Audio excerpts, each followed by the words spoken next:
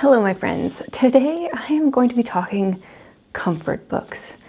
Books that are just like a cozy sweater, a warm blanket, the books that you want to turn to when life is maybe going terribly, maybe not even going terribly. You just need some extra comfort in your life.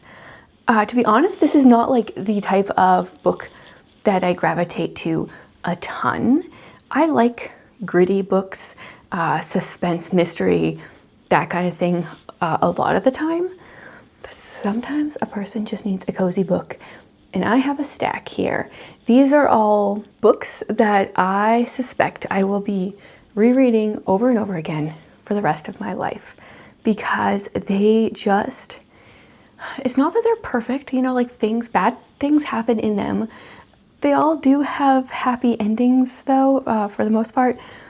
And they just give me that like hug from a friend that you're needing kind of feel. Whether you're in that season now or we all know those seasons are coming, hopefully this list of books will help you in that season. There is a lot of classics on this stack, though they are not all classics. I don't have them organized in any particular way.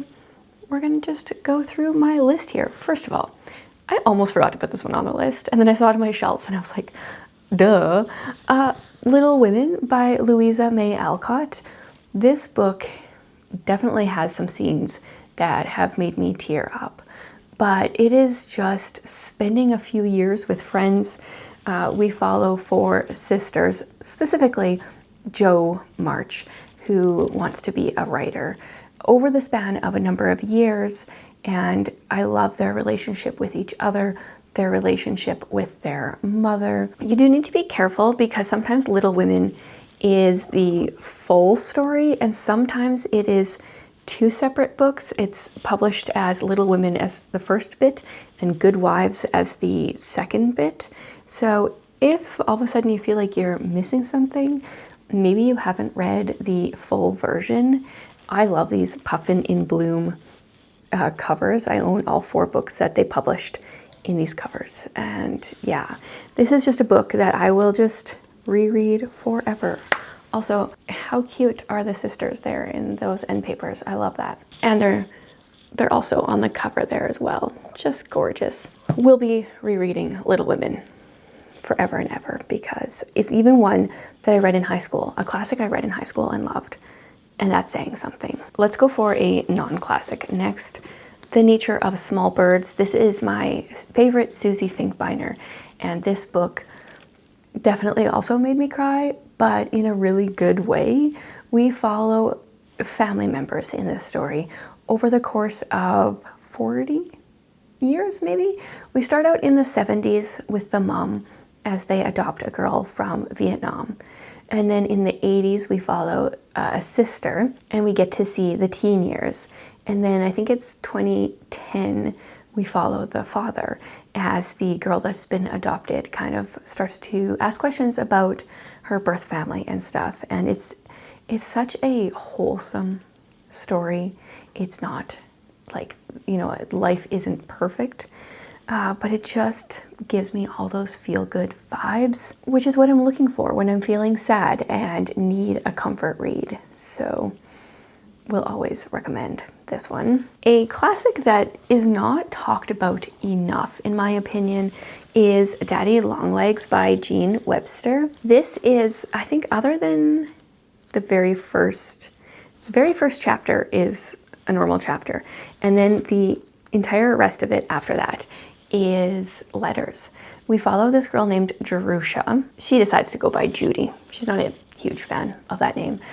She grew up in an orphanage and finds out that somebody has decided to sponsor her to go to college.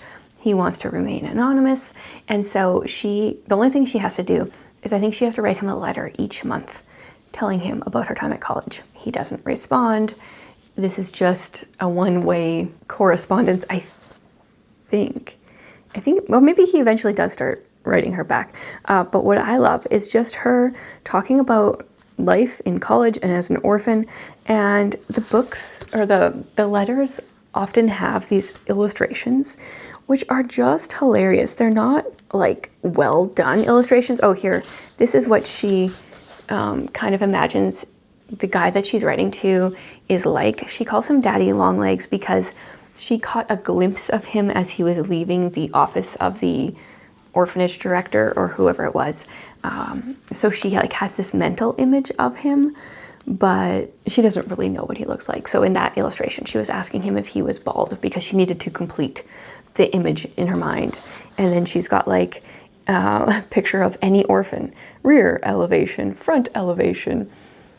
The pictures just added so much to it. There is also a second book called Dear Enemy, which is also good, but in my opinion, Daddy Longlegs is just perfect. Yeah, this is making me want to reread all of these, especially because I'm feeling in a mood, in a funk, honestly, where I need comfort, and hence why this book list has been created. And now I just want to like cozy up in my bed and read all of these. One of the things that I find to be cozy is books. So I like books about books. There are a few of them here that will have some good bookish themes, and the next one is the only one that I do not own a physical copy of. I need to find one with a really good cover. It is a classic, but it does not read like one. It is so funny. It's called Parnassus on Wheels, and we have this brother and sister at the beginning of the book. They live together, and the sister is just getting annoyed at her brother because he's always off. I think he's a writer. He's always off having these adventures, and she's stuck at home taking care of the farm. Well, this guy who owns a covered wagon, it's a bookstore on wheels, comes to the farm and asks her if her brother would be interested in taking over his wagon. Like, because he's a writer, this guy thinks he'd be a good fit for it. And she is so annoyed that her brother would be going on more adventures. She's like, no, he will not buy it. I will buy it. So she buys this bookstore on wheels and gets taught the ropes on how to sell books door to door to people. And it's hilarious and so sweet. And I love like the bookish elements of it and the whole vibe of the book. I would like to see it, a retelling of it. I know people have written books that are like bookmobile type books, but I would love to see a retelling of this story, like a modern retelling. I think it would be so good, but not enough people have read Parnassus on Wheels. And then it also does have a companion book called, or a second book, called The Haunted Bookshop, which is also really good, although Parnassus, it's got those bookstore on wheels vibes, which are really cool. So highly recommend that one, especially if you've never read it. Can be hard to get your hands on, but I do think that it is on Project Gutenberg, so you can at least get a digital copy for free. Next up, more bookish vibes. We've got 84 Charing Cross Road by Helene Hanff. These are real letters told or written from Helene Hanff to a bookstore in England, in London. And she starts out by looking for certain books post-World War II that she can't get her hands on in New York, where she lives. And it's a hilarious correspondence. It made me feel like it was a fictional story, just because she has so much wit and humor and the way she wrote, but these are true letters. And eventually Helene starts to correspond with some of the other people in the office, and even gets to talk with the man that she most frequently corresponds with, gets to interact with his wife and daughter at one point. And so I think this is a 20-year correspondence, if I remember correctly, from the end of World War II, and then it looks like the last one is 1969. So definitely recommend this. And then it also has a follow-up book where Helene actually goes to London, which I'm blanking on what the title of that one is. I've read it. Once again, this one's better, but definitely worth continuing and reading more of that story. Another underrated book. I think people are starting to pick it up a little bit more now, especially since I've been raving about it for a few years. But The Unexpected Mrs. Polifax / the entire Mrs. Polifax series is so fun. It's got like mystery, suspense, espionage vibes, but it's also a little over the top, so you know everything's going to work out okay. Mrs. Polifax starts out in the first book as a 60-something-year-old woman who goes to the doctor because she's feeling mildly depressed, and he says to her, like, isn't there something you've ever always wanted to do with your life? She's like, yes, I've always wanted to be a spy, which is just like fulfilling my childhood dreams too. That's probably what I would tell the doctor as well. And she goes to the CIA building, kind of accidentally gets hired as a handler, and every book she gets into a new adventure. A bit of a scrape, but she uses her wits and smarts to get out of these situations. She finds some great friends along the way. It's the only like mystery type book on this list because of the way it is written. It is written in such a cozy way. I do like cozy mysteries, but I think those are not even cozy compared to this. Like, this is the ultimate cozy mystery to me. Okay, a couple more. Of course, I had to put Lucy Maud Montgomery on this list. And my struggle whenever I put her on a list is like, which book do I pick? I recently shared The Blue Castle, so I was like, okay, I'm not going to share that one. We recently read the Anne series, so I'm like, I'm not going to share that one. I'm not going to share the Emily series because I don't think that one is cozy comfort quite. So I'm going to share my absolute favorite, which is The Story Girl and the companion novel, The Golden Road. In this book, we follow a girl named Sarah Stanley. She is the story girl because she's always making up stories for her cousins. She goes and meets these cousins for the first time. I think she's 14. Yes. And one of the things that Lucy Maud Montgomery does in this book is our main character is Sarah's 13-year-old male cousin. And it's so interesting to get his perspective on the couple years that they spent together. The narrator, his name is Bev, him and his brother Felix have also been sent to live where Sarah lives because their families are all like into different things. Their dad is, I think he's going to work overseas somewhere, and Sarah's father is in France doing stuff. What a different time. Yeah, so we get to follow them as they hang out with their cousins who live in, where are we here? Carlisle. And it's just wonderful. Each chapter is kind of like a separate story, but they do weave together, and the kids get up to all sorts of different antics. I just love it. I love this story so much. These characters, the way it's told, the growth of the characters. Highly, highly recommend it. Of course. Another modern written but set in historical times, one that I have to recommend, is the Unselected Journals of Emma M. Lyon, because these are like sitting down with a friend's journal and reading it, I find. There are currently 8 books out. I think the 9th should be coming soon. I binged all 8 in such a short amount of time last year and loved them. I have heard that some people take a little bit of time to get into them. So if you read book 1 or book 2 and you don't really get into it, please just keep going because you will. In these books, we follow Emma M. Lyon. She is coming back to London after living, I think she was at a school for a few years, but she has inherited this house, which comes with her cousin-in-law, who is not a great guy, and she puts up with him so well. And we're set in St. Crispin's, which is this area in London, and it has like a slight magical feel to it. Over the course of the books, we are introduced to a number of different characters. It's all told through Emma's journals, so every book is 2 months of a journal, and she's witty and hilarious. I read them all via Kindle last, and now I need to buy them all in this hardcover edition, and I want to go through and annotate them because they are just like the sweetness that I need when I'm struggling, actually making me want to buy book 1 and 2 right away.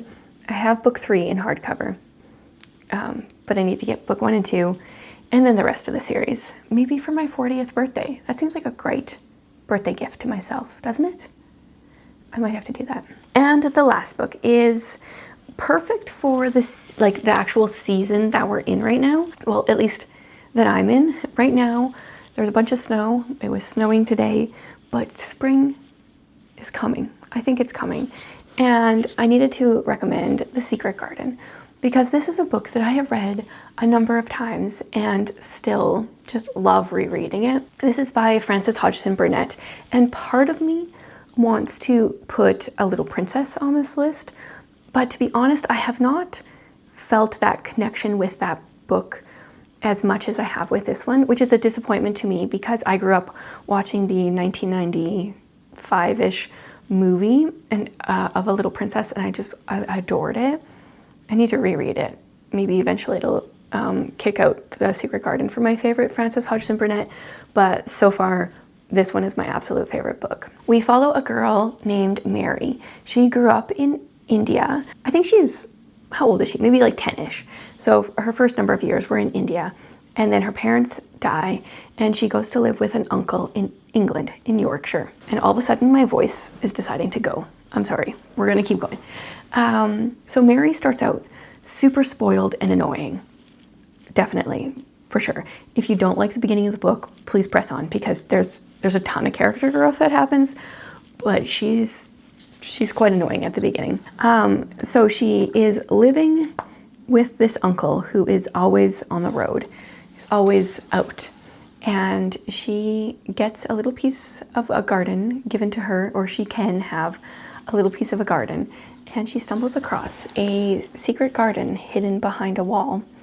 And in addition, all of a sudden she starts hearing like screaming in the middle of the night, even though apparently there's like no reason for it, says all the staff. But she eventually comes across the fact that she has a cousin that is hidden in a different ward or a different wing of the huge mansion that she lives in. And there's just so much growth in this book, like Mary's growth and growth because of the garden and growth from different characters. Plus we have this boy who lives on the moors, and he is so good with the animals that I just really love. And yeah, I just love the whole story. I think this spring I'm gonna rewatch the movie, also from the 90s. I enjoy it. It's just so uplifting and so great to see that growth. So that is my list of my ultimate cozy, comfortable books for when you're feeling down, when you just need to pick me up, when you just need a warm hug. These are my ultimate. I would love to hear yours because I would love to grow this list. Like I said, I'm going to keep rereading these books for the rest of my life, and I would love to find more books that I will continue to do so. I do have other books that I will reread forever too, but they don't have that like comfort feel, you know, like, I don't know, there's just an element that these books all have in common that I would like to find more books like. So give me all your suggestions, and thanks so much for hanging out with me.